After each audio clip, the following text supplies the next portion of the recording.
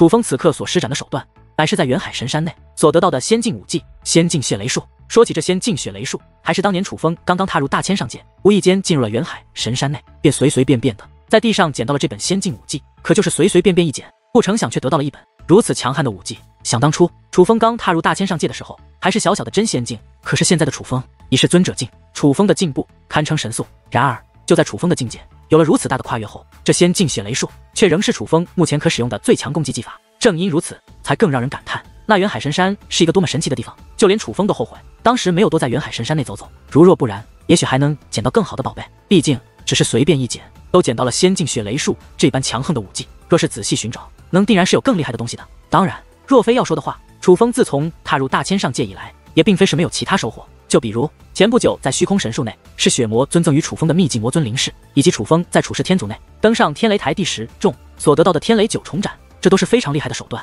尤其是天雷9重斩，其威力简直难以估量，是绝对的逆天级技法。只是奈何，越是逆天的技法，越是难以掌握。所以目前为止，这仙境血雷术仍是楚风最强的攻击手段。眼下，当仙境血雷术施展而出后，也的确是将在场的小辈们吓了一跳。至少这威势的确骇人。可谁曾想，就在众小辈都被那漫天血雷所吓到的时候，一道讽刺的笑声忽然响起，乃是南宫一凡。对于南宫一凡忽然间的大笑，人们还感到不解，但当南宫一凡开口后，人们却则是忽然明白了，还以为你要施展什么逆天的手段了，搞了半天居然是仙境武技。楚风，你若想以仙境武技对抗5段仙法，倒也罢了，居然妄想用区仙境武技来抵挡我这9段仙法，暗之鬼言，我看你是被逼得走投无路了，无计可施了吧？南宫一凡讽刺地看着楚风，他是真的觉得楚风这个举动很是搞笑。什么？原来这是仙境武技吗？如此威势，本来还以为是9段仙法。听得南宫一凡的话后，众人的情绪也是有所变化。众所周知，仙境武技再强，也就只能与5段仙法相抗衡。若想与9段仙法抗衡，那简直是痴人说梦。到底行不行？不是你说的算，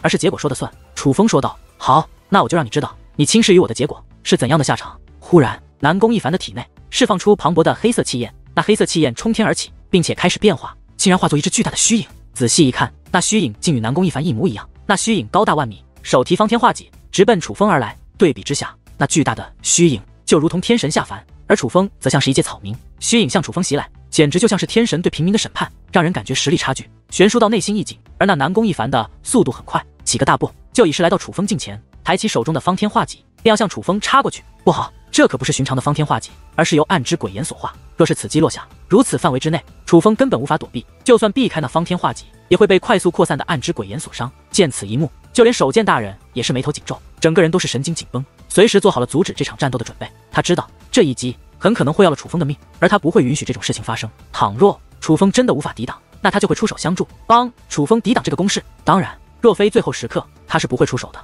毕竟，当他出手之后，也就宣布着这场对决是楚风输了。可就在这时，阵阵雷鸣纷纷炸响，那漫天的血光更是格外的耀眼。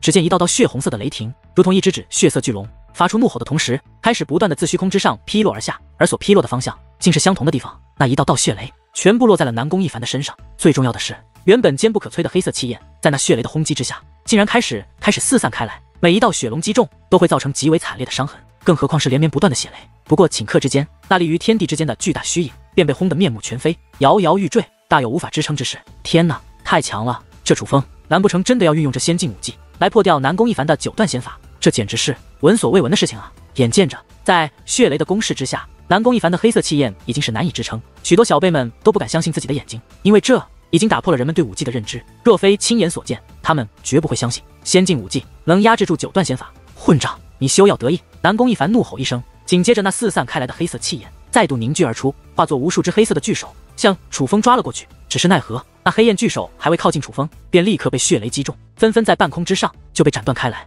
与此同时，血雷仍然在不断的攻击着南宫一凡的本体，一时之间血雷满天，强大的涟漪更是四散开来。很快，强大的涟漪汇集而成，化作强大的涟漪飓风向外席卷扩散。若不是守剑大人以威压将那飓风封锁住，就连那涟漪飓风都可以将在场的大部分小辈抹杀。因为涟漪飓风肆虐，小辈们已经看不清具体的情况，只能看到肆虐的涟漪之中红色的光芒不断涌现。这种情况持续了许久之后，才渐渐平息。此时，天地之间除了那仍在肆虐的涟漪外，没有任何声音。当血雷的声音停止后，所有人都是闭上了嘴巴，甚至屏住了呼吸。他们目不转睛地凝视着战圈，因为他们知道这突如其来的安静很可能是代表着胜负已分。他们都想知道这场对决究竟是谁胜了，但是因为那涟漪的遮挡，他们却根本看不清具体的情况。忽然，手剑大人大袖一挥，那肆虐的涟漪便立刻消散开来。此时人们能够看到，楚风站在原地，寸步未动，而南宫一凡距离楚风也只有几十米的距离而已。只不过楚风衣衫完整，毫发未损，但南宫一凡却是趴在了地上，满身伤痕，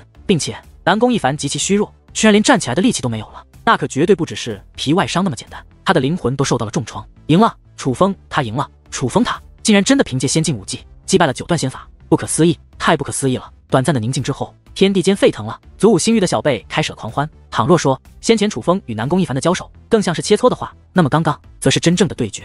尤其是眼下，南宫一凡明显已经丧失了战斗之力，这场仗楚风已是赢得很彻底。然而，当祖武星域的小辈欢呼雀跃，如同过年一般，诸天星域的小辈们却是一脸的凝重。一凡，此时诸天星域小辈纷纷来到南宫一凡身旁，将南宫一凡搀扶起来，并且开始帮助南宫一凡吞服丹药，帮助他进行疗伤。不过，也有不少人将那如刀子一般的目光投向了楚风。楚风不过切磋而已，何必要下如此重的毒手？你难道不懂点到为止吗？北洋洛等小辈一脸愤怒地对楚风说道：“你们是瞎吧？我只是破了他的9段仙法，对他造成了一些皮外伤而已，根本没有伤及其灵魂。他眼下之所以这般，乃是那颗禁药的反噬所致，与我无关。”楚风说道。楚风小友所言在理，老夫出于公平公正，一直在盯着这场对决。若楚风小友真的下了毒手，老夫自然会出手制止。眼下南宫一凡小友的伤势，的确与楚风小友关系不大。守剑大人说道：“诸天星域的家伙们，是不是输不起了？连我们都看得出来，南宫一凡是因禁药反噬才那般痛苦，你们会看不出来？哼，诸天星域都是这种货色吗？用禁药也就罢了，居然连禁药反噬都还要怪到别人的头上，真是没见过这么不要脸的人。就是往年你们胜我们可没有这么多借口，怎么这次轮到你们败了，就这么多借口？可真是输不起，太不要脸了。”此时，祖武星域这边以孔田惠和无名元志为首的冷嘲热讽：“哼，不要脸！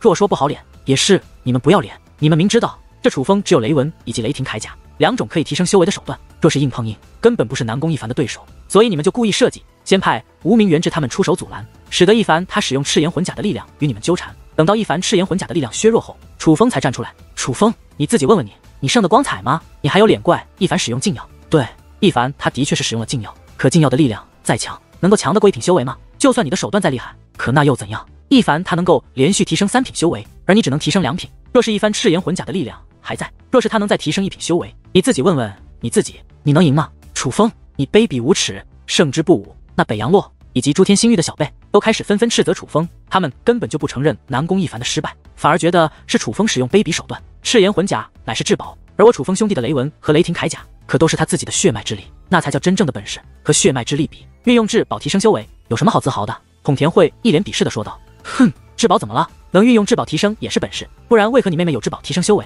你却没有？是你神体王城没有这样强力的至宝了，还是你根本就无法征服至宝？”北洋辣讽刺的说道。而孔田惠自然不甘示弱，继续反驳。很快，祖武星域以及诸天星域的小辈们便吵成了一团。诸天星域就认定楚风胜之不武，而祖武星域的小辈则说诸天星域的小辈输不起，尽管争吵的时候毫不退缩。可是实际上，祖武星域的小辈们，包括吵得最凶的孔田惠和无名元志等人，心里也是慌的。他们都觉得北洋洛说的很有道理，同等修为之下，楚风的确是占据了优势。这是南宫一凡服用了禁药，若是不服用禁药的话，南宫一凡怕是根本无法与楚风抗衡。可是南宫一凡的赤炎魂甲的确是力量消失了呀，若是赤炎魂甲的力量还在，南宫一凡的修为便比楚风高了足足1品，境界的差距是无法弥补的。楚风就算战力再强，手段再高明，也无法获胜。所以他们有些担心，待得南宫一凡禁药的反噬消退，南宫一凡那赤炎魂甲的力量也可以恢复，那个时候他若是再挑战楚风，那么败的恐怕就是楚风了。尽管楚风还有戒灵坐镇，可戒灵终究是戒灵，修武者更认可的还是武力对决，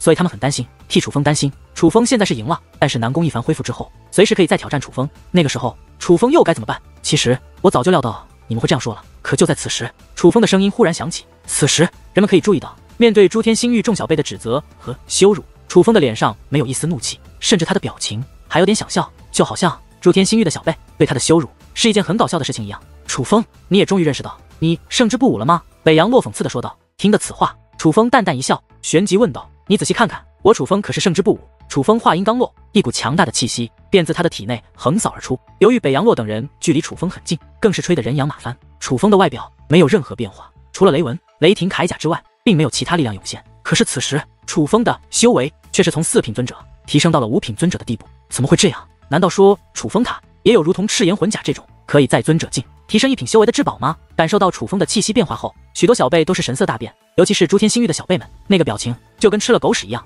已经是说不出话来了。他们已经不知道该说什么了，只感觉自己的脸都是滚烫的，内心更是压抑的快要炸裂。之前他们还口口声声说楚风胜之不武，可是现在才发现，搞了半天楚风从一开始就留了一手，这让他们感到极为的尴尬。北洋洛，你们怎么不说话了？你以为就你们的南宫一凡有可以提升修为的至宝，我楚风兄弟就没有了？现在你知道了吧？不是我楚风兄弟没有，而是我楚风兄弟不屑使用，可不像你们的南宫一凡，战力不如人就吞服禁药，还口口声声说是因为他赤炎魂甲的力量无法使用了，他才吞服禁药的。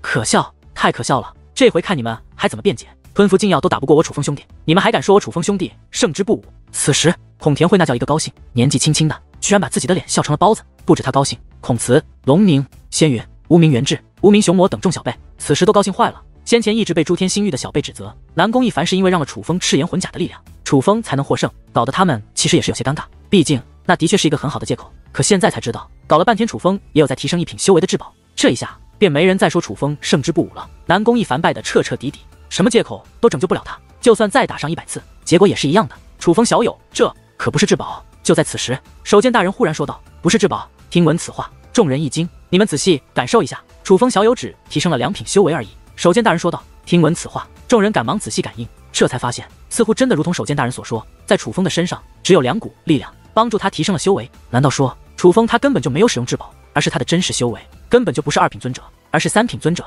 此时，众人纷纷将目光投向楚风。守剑大人，好眼力！楚风则是笑着对守剑大人说道：“若不是你自己不再隐藏，老夫也是无从发现。圣袍界灵师就是不一样，这隐藏的手段果然厉害。”守剑大人夸赞道：“太厉害了！搞了半天楚风的真实修为是3品尊者吗？那岂不是说当日祖武师星争夺的时候，他根本没有全力以赴？若是全力以赴，岂不是连灵狐鸿飞都不是他的对手？毕竟灵狐鸿飞与南宫一凡乃是宿敌，他们2人的实力应该是相差不多的吧？南宫一凡都不是楚风对手，灵狐鸿飞也多半不是啊！”此时人们变得更加兴奋了，看向楚风的目光之中，敬佩之色也是越来越浓，甚至就连孔慈、龙宁这样高高在上的圣女级人物，看向楚风的目光也是有了一丝特殊的变化。能够战胜灵狐鸿飞的话，那自然便是祖武星域的最强天才无疑。此时祖武星域的小辈兴奋不已，而诸天星域的小辈则是鸦雀无声。他们先前称楚风胜之不武，现在才知道搞了半天是楚风在让着南宫一凡，所以他们就算心不甘情不愿，却也不得不接受失败的事实。莫说他们，就连南宫一凡此刻的情绪也是非常的低落。败并不可怕，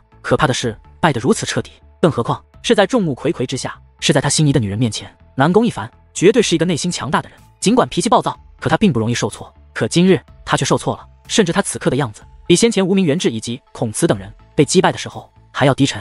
人们都知道南宫一凡的骄傲与无名元志他们一样被击碎了，只不过唯一不同的是，无名元志等人的骄傲是南宫一凡击碎的，而南宫一凡的骄傲则是被楚风击碎的。此时祖武星域小辈已是来到楚风身旁，将楚风围得水泄不通。今日原本他们遭受曲折，被诸天星域小辈打压得喘不过气，是楚风连续将局势逆转，让他们终于是狠狠地在诸天星域的小辈头上出了一口气。所以此时的楚风在他们眼中就如同英雄一般，饱受崇拜与敬意。楚风兄弟，你是怎么做到的？竟能如此厉害，用先进武技击败9段仙法，而且还是暗之鬼炎那般厉害的仙法，你对武技的理解到底是有多强啊？孔田慧对楚风问道。楚风，你告诉我吧，你说实话，你是不是根本就不是人啊？人类怎么能做到这种事情？我修炼了我神体王城最强的仙法武技，对抗5段仙法都是困难，6段仙法根本无法抗衡，凭什么你能用仙法武技击败9段仙法呀？孔慈更是一脸认真的看着楚风，很想知道一个答案。其实倒也不是没人做到过，老夫当年有幸曾亲眼看到一位年轻人以先进武技战胜9段仙法。就在此时，就连守剑大人都是走了过来。守剑大人，那是谁啊？孔田慧等人问道。说起来，此人倒是与楚风小友有着极大的关系。守剑大人没有直接回答，而是笑眯眯的看向了楚风。守剑大人所说的是我的父亲吧？楚风问道。在楚风刚刚踏入大千上界的时候，楚风对仙法都还不了解，是一位前辈告诉了楚风仙法与先进武技的区别。而从那位前辈口中，楚风得知自己的父亲楚轩辕曾以先进武技击败过9段仙法。不过不同的是，那位前辈当时并不知道楚风乃是楚轩辕之子，但此时守剑大人却很清楚这一点。正是，果不其然，对于楚风的话，守剑大人赞同的点了点头。他所说的人果然就是楚风的父亲楚轩辕，这就是传说中的虎父无犬子吧？楚风哥哥，你好厉害，居然都能堪比楚轩辕前辈了。龙宁一脸崇拜的看着楚风。什么叫堪比啊？楚轩辕前辈虽然厉害，但我楚风兄弟也不差好吧？我觉得我楚风兄弟已经超越楚轩辕前辈了，这不叫虎父无犬子，这叫青出于蓝胜于蓝。孔田慧说道。看着身旁开玩笑的众人，楚风也是满面笑意。这样的氛围楚风还是喜欢的，尤其是明明身边的这些人先前对自己都充满了敌意，可是此刻却是与自己这般亲近。楚风明白，之所以会有这么大的变化，不仅仅是楚风击败了诸天星域的小辈和南宫一凡，最主要的还是他们都是祖武星域的人。人就是这样，会有一种归属感，同族之人会内斗，亲兄弟也会打架，但终究还是亲近。若是遇到外人来欺凌，那就会一致对外。祖武星域也是如此。尽管各方势力盘踞于这浩瀚星域之中，平日里勾心斗角，甚至生死对决，可终究还是有着一种归属感，那就是他们都是祖武星域的修武者。平日里他们感觉不到这种身份，在祖武星域的时候，他们想的只是自己是何势力，从来没有想过祖武星域的其他势力与自己有何关系。可当祖武星域的人面对其他星域之人的欺凌的时候，他们便会意识到自己的身份，认识到祖武星域的所有人都是一体。往往这个时候，许多人都会放下恩怨情仇，一致对外。当然，也不是所有人都会这样，但是在场的毕竟都是小辈，他们年龄小，也较为单纯，内心更多的是热血，是情谊，而不是老谋深算、权衡利弊，所以才会出现眼下的局面。至少此时此刻，这些人看上去就像是家人一样。按照以往的惯例，小辈切磋之后，神兵山庄都要好好款待一下这些小辈们。虽说这次的切磋让诸天星域的小辈很是郁闷，可其实之前的每次切磋，祖武星域的小辈也很是郁闷。正因如此，尽管他们对接下来的盛宴已经毫无兴趣，甚至根本不想参加，可是为了顾全颜面，还是全部到场。就连南宫一凡也没有缺席。当然，这自然也包括殷庄红。宴会上，除了守剑大人之外，仍然都是小辈。平日里都是孔慈和龙宁坐在守剑大人左右，可是今日却是换了人选，楚风坐在了守剑大人的身旁。而这自然不是楚风主动做过来的，而是守剑大人要求的。守剑大人往年都不饮酒，今年居然喝了这么多，看来他今天是真的很高兴。别说守剑大人高兴，我也高兴啊！看看每年诸天星域小辈们在宴会上得意的样子，再看看今年，看他们连这么多美食都吃不下去了，我心里别说多痛快了。被他们压制了这么多年了，总算是出了一口恶气。不过说真的，守剑大人好像格外的喜欢楚风啊，这个倒是真的，我也注意到了。不过也能理解吧，毕竟楚风他如此的优秀，前辈们不都喜欢优秀的后辈吗？此时那些小辈们也都是注意到了守剑大人的变化。平日里滴酒不沾的守剑大人，今日竟主动提出饮酒，莫说喝得满脸通红，连脖子都红了。他真的是喝了不少，也真的是开心极了。这场盛宴从一开始，他一直都是笑得合不拢嘴，嘴巴几乎都没有闭上过。最重要的是，他几乎一直在和楚风聊天。所有他能这么开心，自然是因为楚风。楚风小友这个东西，你可认得？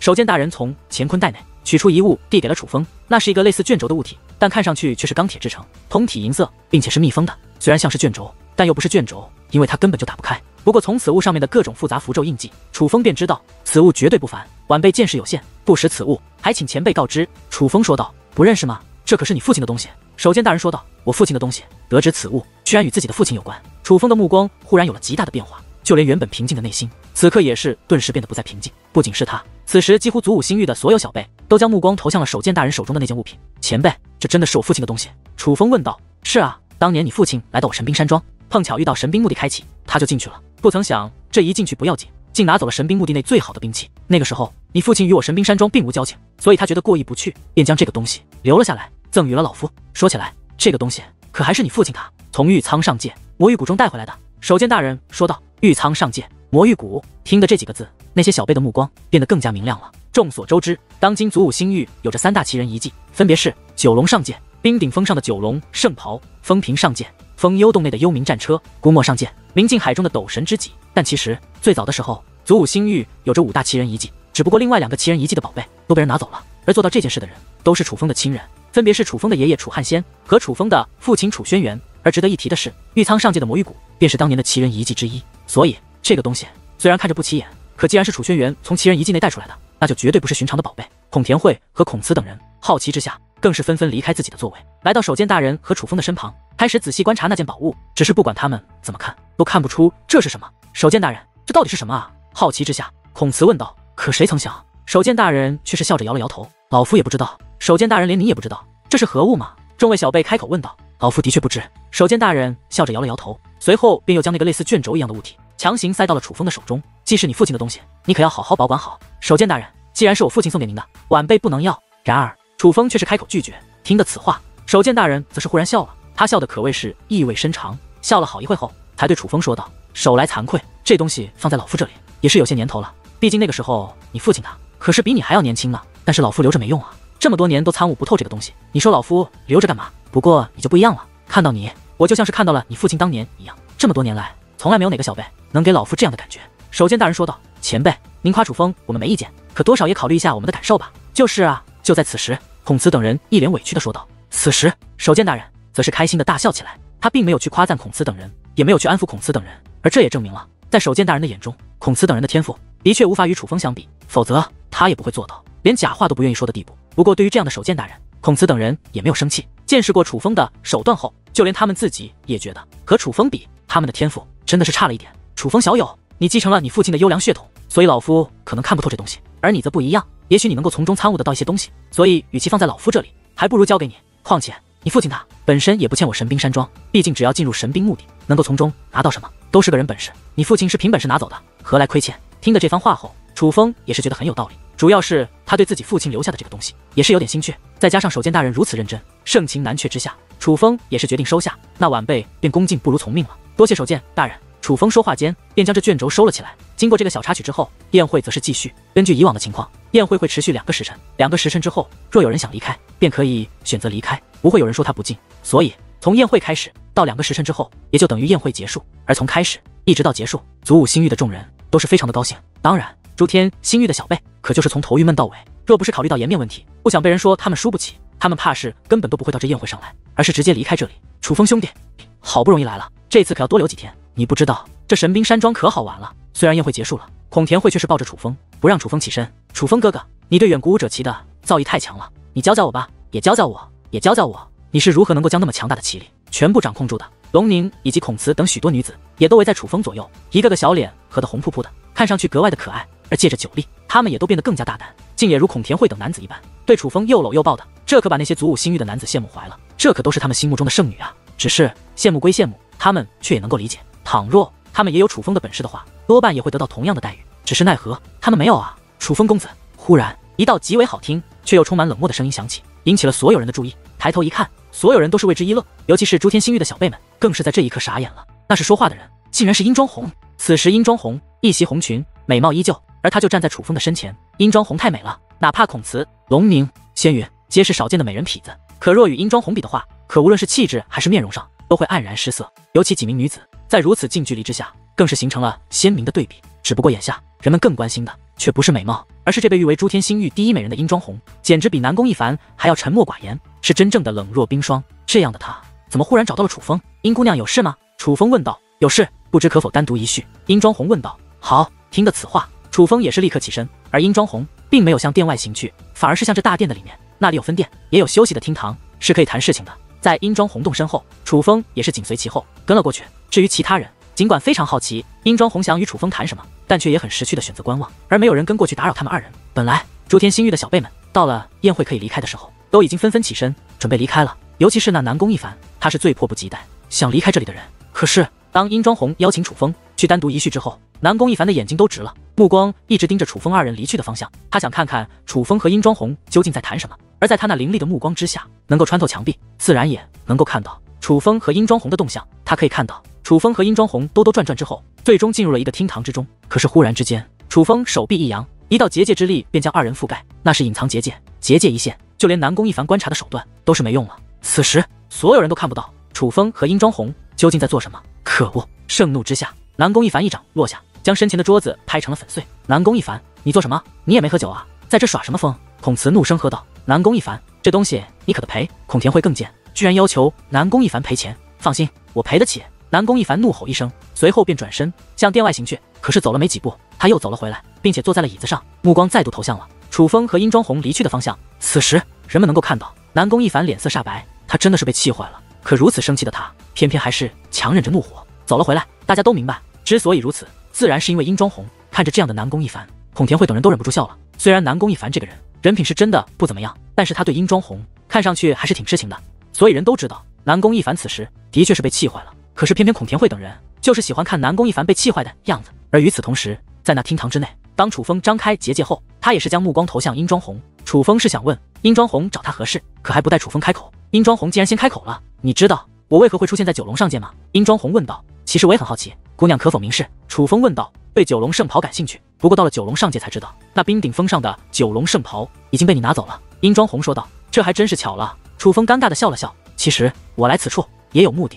殷庄红说道。你倒是很直接，那你说说你的目的是什么？楚风问道。神兵山庄的藏兵通天塔。殷庄红说道。是那个红色的塔？楚风问道。神兵山庄很大，各种建筑也是很多，但有一个建筑却格外的引人瞩目，那是在神兵山庄深处的一座塔。那座塔通体红色，不仅造型怪异，更是有着几千层的高塔。那红色高塔穿过云端，直通天际，倒是颇为壮观，并且那塔还有强大的结界守护。楚风的天眼也是无法看透，不知道塔内的情况。不过从外观来看，那红色的高塔倒是与殷庄红说的有些吻合，所以楚风才猜测殷庄红所说的藏兵通天塔就是那座红色的塔。是，殷庄红点了点头。那里面有什么你想得到的东西吗？你该不会是想把那个塔给拿走吧？楚风笑眯眯地问道。殷庄红太冷漠了，和他在一起气氛太过凝重，而楚风不喜欢这种凝重的气氛，所以总是下意识的想开个玩笑。那里面的东西你也有兴趣？殷庄红说道。那你说说，那里面有什么？楚风问道。戒灵用的兵刃。殷庄红说道。戒灵用的兵刃。听闻此话，楚风也是目光一动，原本已经坐下的他竟立刻站了起来。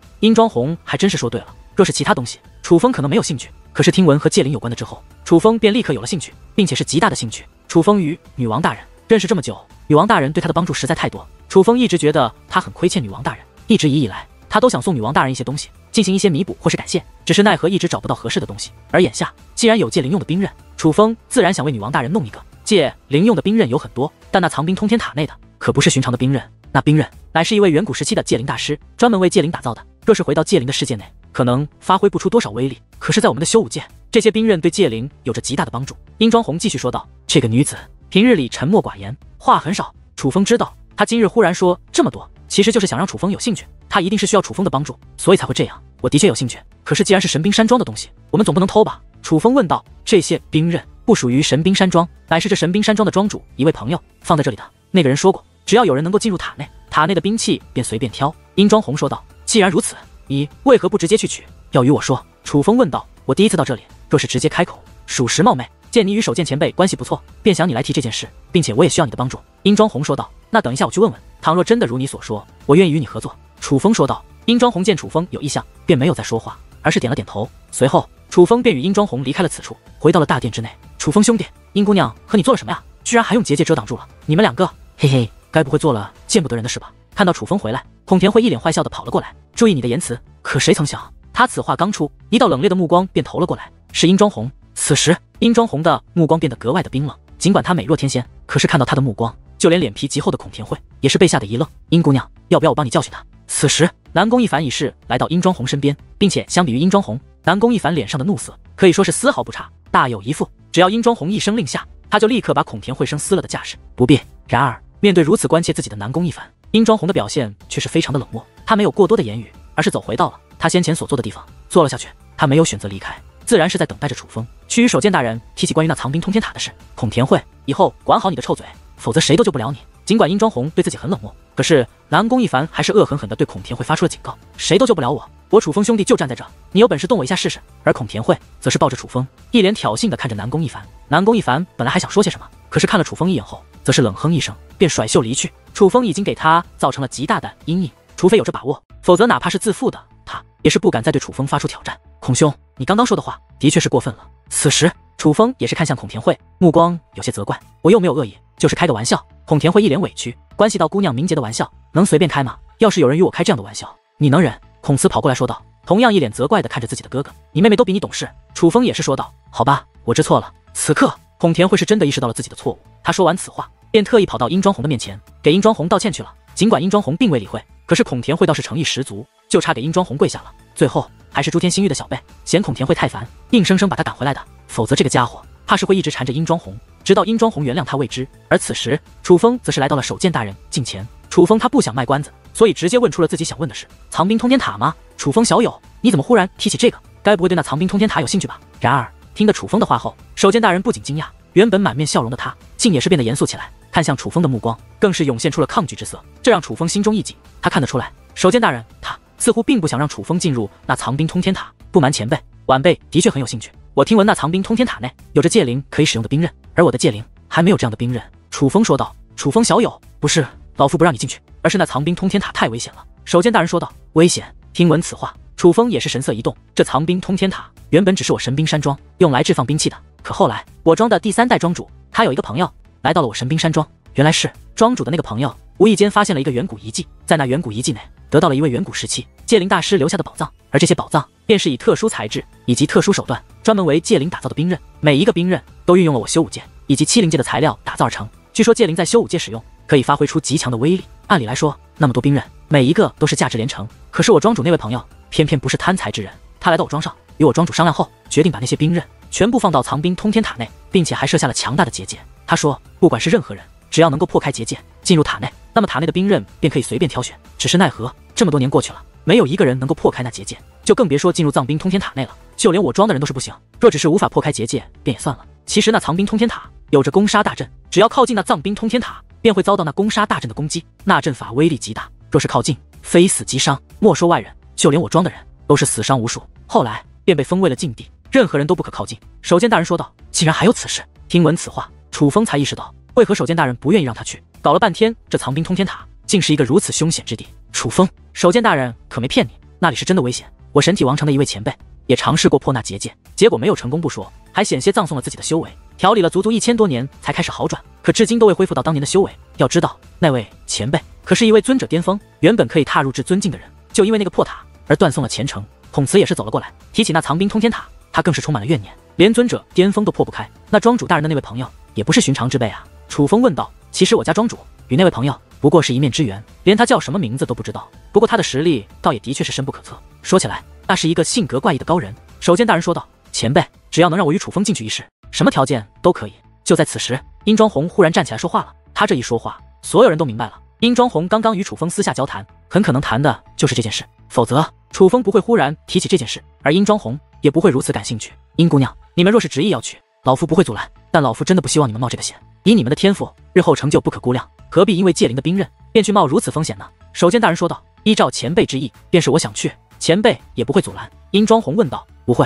守监大人摇了摇头。楚风，我要去。你那？殷庄红将目光看向了楚风。我也去。楚风说道。楚风兄弟，你疯了？那么多惨烈的先例摆在那里，你怎么还要冒这种风险啊？楚风，你若想要界灵的兵刃，我们可以用其他方法帮你去找，根本没必要非挑战那藏兵通天塔，那真的不是人能进去的地方。就是假如说里面有修炼至宝，你要冒险也就算了，那里面不过是界灵用的兵刃而已。听得此话，孔田慧以及孔慈等人都是跑过来劝阻。界灵可用的兵刃很多，可藏兵通天塔内的兵刃却不是外面的那些货色可比的。殷庄红再度说道。而听闻此话，楚风就更加动心了。前辈，还请您理解。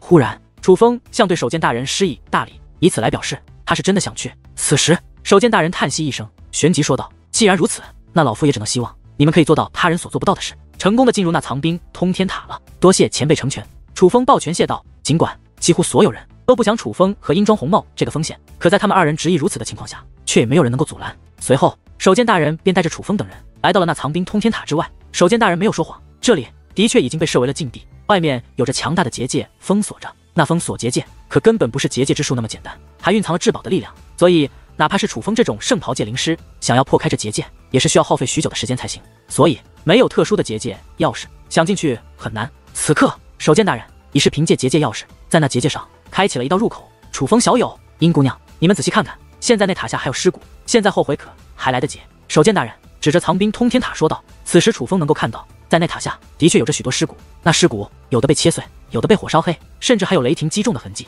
看得出来那些人生前遭受了不少折磨。重点是那尸骨数量还不少，守监大人果然没有骗他们，那藏兵通天塔的确很危险，并且已经有着不少人丧命于在那塔下。只要你听我的，我保你能进去。殷庄红对楚风说道。他说这话的时候非常的自信，楚风能感觉到他不像是开玩笑，况且殷庄红也不是那种爱开玩笑的，他一定是真的知道能够进入藏兵通天塔的方法。听你的，你以为你是谁啊？楚风他可是圣袍界灵师，难道不是应该你听他的吗？不过对于殷庄红这句话，孔慈等人你却很不赞同。在他们看来，殷庄红就是想抱楚风的大腿而已，抱大腿也就算了，还说出这种话，自然让孔慈等人非常的反感。不过殷庄红根本就不理会孔慈等人，而是直接走入了那结界门内。见状，楚风也是赶忙跟了进去。可谁曾想，就在他们二人都纷纷穿过了结界门，进入了那禁地区域之后，又有一道身影紧随其后的跟了进去，乃是南宫一凡。你进来做什么？殷庄红对南宫一凡问道，态度很是冷漠。殷姑娘，我南宫一凡绝对不是贪生怕死之辈，既然你要闯这藏兵通天塔，那我南宫一凡陪你。南宫一凡说道。不是怕你出事，是怕你碍手碍脚，别跟过来。殷庄红态度变得更为冷漠，并且说完这句话后便继续前行。此时南宫一凡的脸色也是变得极其难看，当着这么多人的面被殷庄红这样说，换作是谁心里也会难过。南宫一凡小友，还是回来吧，那里不是你能挑战的地方。而就在这时，守监大人的声音也是响起。这种情况下，南宫一凡极为尴尬，可是他似乎也适应了这种尴尬，毕竟相比于旗阵之内以及旗阵之外，楚风带给他的羞辱，这根本就不算什么。所以南宫一凡灰溜溜的走了回来。这个女人真是下贱，既然不听劝，那就死在里面算了。就在此时，朱天门一个男子狠狠地说道。然而他此话刚落，便倒飞而去，落地之时竟已是身负重创，竟是南宫一凡。我不想听到任何人说殷姑娘的坏话，若再被我听到，哪怕同门我也绝不留情。南宫一凡这话可不是开玩笑的。此时所有人都能感受到他身上所散发的杀意。看着这样的南宫一凡，就连原本还在嘲笑南宫一凡的孔田惠也是收起了笑容。他不是惧怕南宫一凡会对他出手，而是他惊愕的发现，这南宫一凡竟然痴情到了这种地步，这可打破了他对南宫一凡的印象。而就在这时，道道雷鸣自藏兵通天塔之内传来，一道道雷霆正自通天塔内四散开来，覆盖了大片的面积。不仅仅是雷霆，还有锋刃，还有火焰，并且每一种力量都是极其强大。如此强大的力量交织在一处，已是将楚风和殷庄红所覆盖。天哪，这哪里是结界，这根本就是炼狱吧！看着藏兵通天塔所释放出的力量，所有人都是吓了一跳，尤其是孔田惠等人，他们对楚风更是充满了担心。我擦，这两个家伙也太逆天了吧！然而很快人们的脸色便从担心化为了惊叹。尽管那火焰、雷霆、锋刃都是极为的恐怖，但却并没有阻碍视线的特殊力量，所以在场的所有人只要稍微使上一点观察手段，都可以看到那内部的情况。此刻人们能够看到楚风和殷庄红在那如此恐怖的环境之内，竟然硬生生的找到了没有被那恐怖力量所覆盖的地方。他们就好像已经洞穿了那工事一样，巧妙地躲开了所有攻击。尽管很缓慢，但的确是在向那藏兵通天塔的方向靠近着。并且最令人意外的是，能够做到这一点，并不是靠着楚风，而是靠着殷庄红。是殷庄红抓着楚风在躲避那些攻势，而楚风什么都没有做，只是合并着双掌，甚至还闭上了眼睛，就好像睡着了一样。真是小看了这殷庄红了，真想不到他这么厉害啊！先前还看不起殷庄红的孔慈不由得发出感叹：楚风这个家伙，妄为圣袍界灵师，结果进入里面还是要靠我诛天星域的人。就是他先前自信满满，还以为他有着多大本事，搞了半天竟是这样一个废物。而北洋洛等诛天星域的小辈，则是开始羞辱楚风。现在说这些还为时太早，究竟如何，还是认真看着吧。就在此时，守剑大人的声音却是忽然响起，他是在替楚风鸣不平。而当他开口之后，诛天星域的小辈们倒是闭上了嘴巴，可却也有不少人冲守剑大人翻了翻白眼。他们并不相信守剑大人的话，反而觉得守剑大人是在偏袒楚风。这也不能怪他们，毕竟守剑大人对楚风的喜爱已经表现得如此明显了。殷庄红步步为营，每一个选择都巧妙地避开了攻势，就是走错一步都是必死无疑。因为无论是那火焰，还是雷霆，或是锋刃，都是威力极强，连尊者巅峰境的强者被击中都要身负重创，就更别说是楚风和殷庄红这样的修为了。所以别看殷庄红躲得巧妙，但人们还是非常的担心，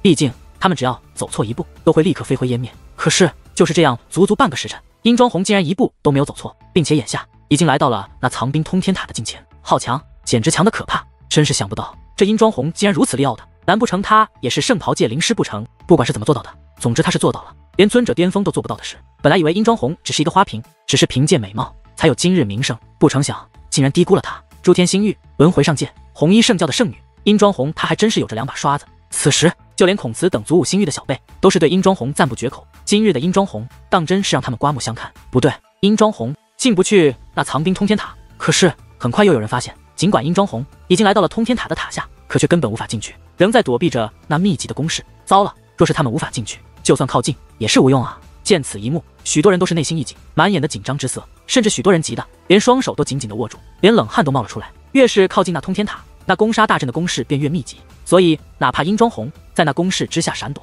也是显得有些吃力。这样下去，人们真的担心他一个失误便带领着楚风一同死去。可谁曾想，就在此时，殷庄红和楚风的身上忽然散发出耀眼的光芒，准确来说是楚风。那光芒自楚风的掌心散发开来，并且蕴藏着极为强大的力量，那竟由雷霆、锋刃、火焰交织而成的力量。我若没看错，楚风手中的不就那藏兵通天塔的力量吗？猛然间，众人恍然大悟，而众人还来不及多想，楚风已是双掌轰出，只见那风雷火三种元素交织而成的力量化作一道光柱，直冲通天塔。的一声巨响，那通天塔便被硬生生的轰出了一道入口。而在入口打开的一瞬间，楚风和殷庄红便掠入了其中。当二人掠入其中之后，那明明被轰碎的墙壁竟然神奇的瞬息恢复。与此同时，那持续发动攻势许久的攻杀大阵竟也随之消散。再望过去，那藏兵通天塔与他们来到此处之前一模一样，就连地上惨烈的战斗痕迹都被恢复了，就好像根本就没有发生过先前那危险的一幕一般。可是在场的所有人，包括守剑大人，都是满面惊色，无法平复自己的情绪。守剑大人，刚刚若是没有看错，楚风他好像是凭借藏兵通天塔那攻杀大阵的力量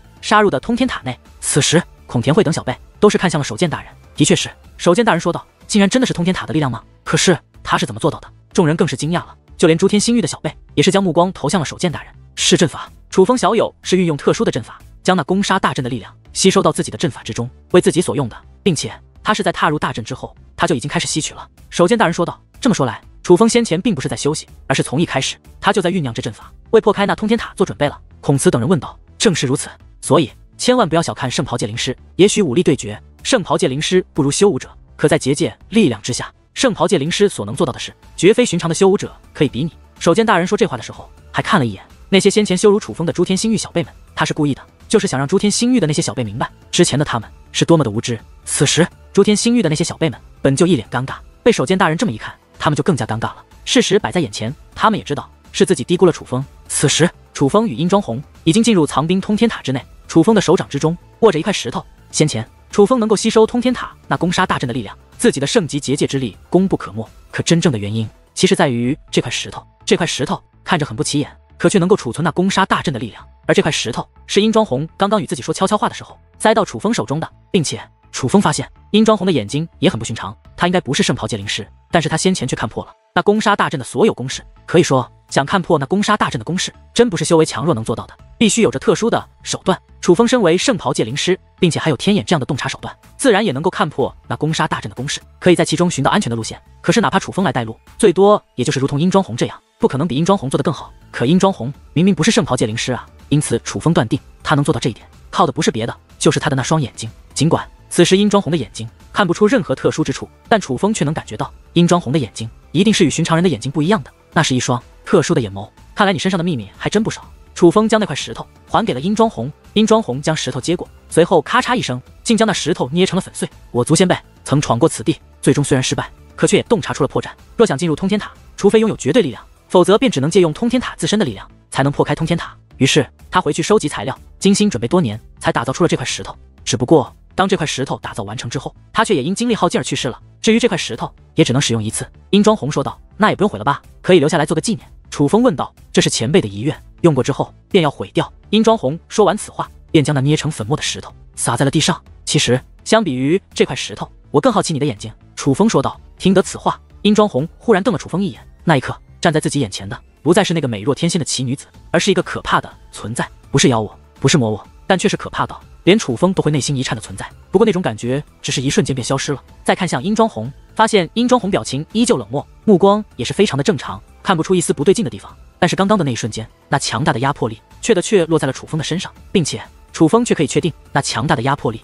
正是出自殷庄红的眼眸。每个人都有秘密，你身上也有。殷庄红冷漠的说道。听得此话，楚风则是不可置否的摊了摊手。殷庄红说的对，每个人都有秘密，楚风也的确有秘密，他的秘密也不会轻易让人知道，是我冒昧了。随后楚风略感歉意的说道。殷庄红并未理会楚风，而是将目光扫向周围。至于楚风，其实早就观察过这里了。眼下他们所在的乃是这藏兵通天塔的第一层，在这第一层之中，一件兵器都没有，准确来说基本什么都没有，空荡荡的，只有一个牌匾竖立在这第一层的中央，牌匾上面赫然写着几个大字：塔内兵器只可取一件，简单明了，已经明确的告知了楚风和殷庄红，关于这塔内不可多取，说好的随便取呢，怎么只有一件？这和之前说好的不太一样啊。楚风说道。一件也够了。殷庄红说完此话，便踏上台阶向第二层走去。见状，楚风也是赶忙跟了过去。到了第二层，依旧很空荡，但在第二层的中心却摆放着一把刀，这把刀似是白钢打造而成，看上去就极为锋利。楚风看得出来，这把刀刃做工极佳，但对修武者来说却不会有任何帮助。